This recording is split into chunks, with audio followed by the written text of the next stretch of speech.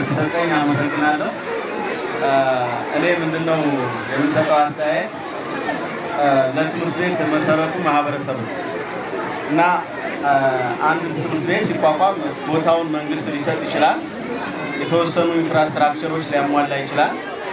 ያ ከጀመረ በኋላ ግን ትምህርት ቤት የሚያስበስለው የአካባቢው ማህበረሰብ ነው።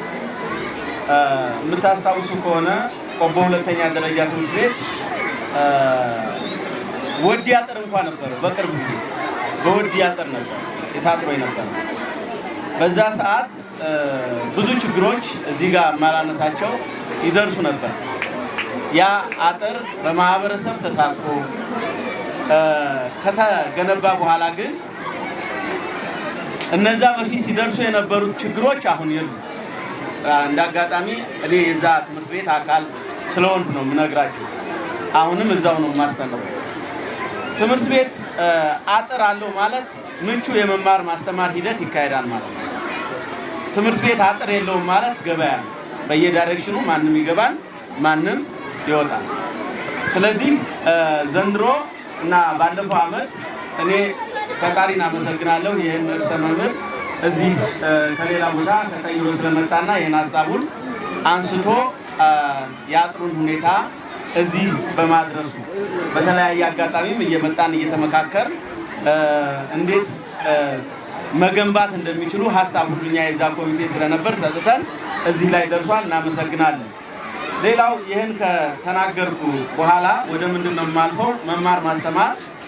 ቅድም ሰምታችሁት ከሆነ በእያንዳንዱ ክላስ ያለፉ ተማሪዎችንና የደገሙ ተማሪዎችን ሲናገር ነበረ።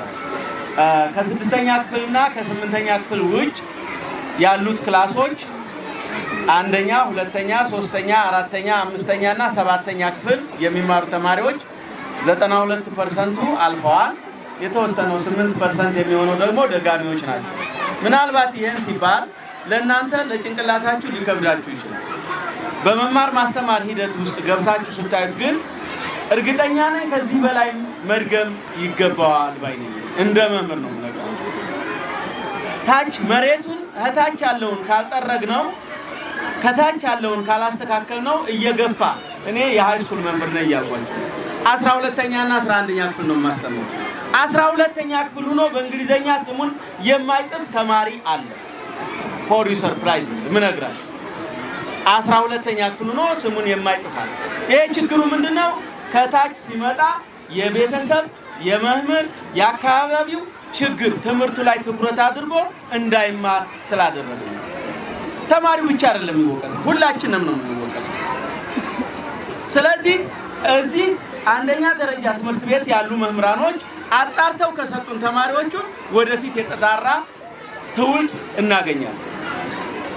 149 ተማሪዎች ናቸው የደገሙት። ከዛም በላይ የማለፊያ ፖሊሲያችሁን አሻሽላችሁ ከዛም በላይ መሆን አለበት ባይ ነው። እየጠራ ሲሄድ ምንድነው አገር የምትገነባው በተማረ ኃይል፣ አገር የምታድገው በተማረ ኃይል። ስለዚህ ጥሩ የሆነ ትውልድ እንድናገኝ አጥብቃችሁ ያዙልን ነው ምለው። አመሰግናለሁ። ሌላው ስነ ምግባር ጋር የምናገረው ነገር አለ። ስነ ምግባር ጋር የምናገረው ምንድነው? እዚህ ስነ ምግባሩ ልክ ሆኖ ካደገ አንድ ተማሪ ወደ ቀጣዩ ትውልድ፣ ወደ ቀጣዩ ግሬድ፣ ወደ ቀጣዩ ክፍል፣ ወደ ሃይ ስኩል ሲመጣ የተበላሸ ነው፣ አልተገራማ። እዚህ ማርፈድ ከጀመረ፣ እዚህ መቅረት ከጀመረ ትምህርት እንደዛው ያንን ልምድ ይዞ ነው ሃይ ስኩል የሚመጣው።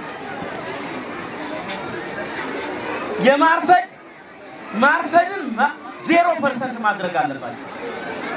0%። ይሄን ስታደርጉ ግን ዝም ብላችሁ አታደርጉትም። በጣም ትልቅ ተጽዕኖ ይደርስባችኋል።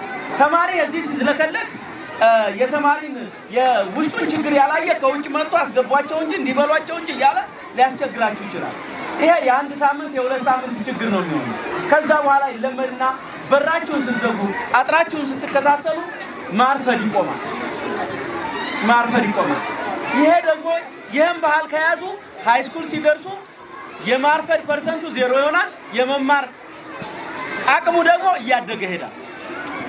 ይሄን ትውልድ እናሻግራለን ማለት ነው። ሌላው ቅድም በጣም በአንክሮ ሲገልጸው ነበር። በተለይ ወላጆች ነን ለልጆቻችን ሞባይል የምንሰጥ የሁለተኛ ክፍል፣ የሶስተኛ ክፍል፣ የአራተኛ ክፍል ተማሪ ተች ሞባይል ኤ16 ኤ15 ኤ14 ሞባይል እየያዘ ቲክቶክ እየሰራ እየዋለ እንዴት ነው ትምህርት የሚማር? በየቤታችሁ ልጆቻችሁን ይሄን ሲያድጉ ይደርሱበት። ከቻላችሁ ኖርማል ስልክ እንደዚህ ስልክ ከመግዛት በኪስ የማይያዝ ሞባይል ታብሌት ገዝታችሁ ቤታችሁ የተለያየ ነገር እየጫናችሁ በታብሌት እንዲማሩ ማድረግ ይቻላል። ሰፋ ያለው እሱ እንደያዘው አሁን ይዞት እንደነው በዋጋም ያንሳል።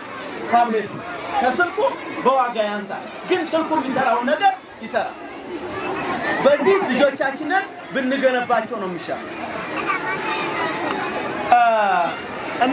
ቅድም እንደነገርኳችሁ እኔ የሃይስኩል መምህር ነኝ። ስርዓት ሲበላሽ ከምበሳጩት መምህራኖች ውስጥ ነኝ። ለምን እኔ አንደኛ ክፍል እስከ 12ኛ ክፍል እዚህ ቆቦ ሃይስኩል ላይ ነው የተማሩት። እንደ ቤቴ ነው የምቆጥረው። ሞባይል ይዞ መጥቶ ትምህርት ቤት ላይ ሞባይሉን ሲቀርጽበት የሚለው ለመጥፎ ነገር እንጂ ለሌላ ነገር አይደለም። የዛሬ 2 ዓመት ወዲያኛው አጥር ላይ ልደት ሲያከብሩ አግኝቻለሁ። ልደት ፎቶ የሚነሱት በያዙት ሞባይል በሃይስኩል ግቢ ውስጥ። ይሄን ማን ያደረገው? ወላጅ ስለሚሰጣቸው ከዚህ ይዘውት የመጡ የሥነ ስርዓት ጉድለት ነው።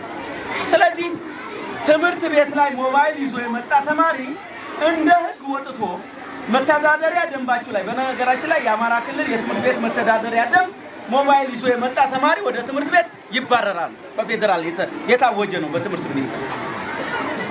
ይሄን ተቆራርጣችሁ የምትሰሩ ከሆነ ነገኛም ጥሩ ትውልድ እናገኛለን። ተለሳሳችሁ የምታልፉት ከሆነ ግን ሁልጊዜ ይዞ እየመጣ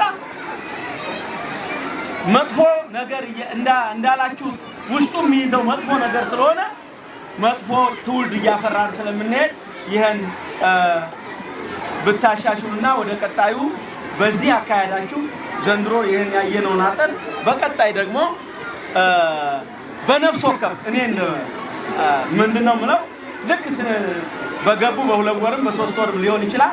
በነፍስ ወከፍ በቻን በተማሪው ቁጥር የተወሰነ ገንዘብ አዋጥተን አጥሩን የምናጥርበትን መንገድ ቢፈጠርና ህዝቡን ቢታወያይ አሁን ሳይሆን በቀጣዩ አወያይተን የድንጋይ መግዣ የአሸዋ መግዣ ቢዋጣ ባይ ነኝ። አመሰግናለሁ።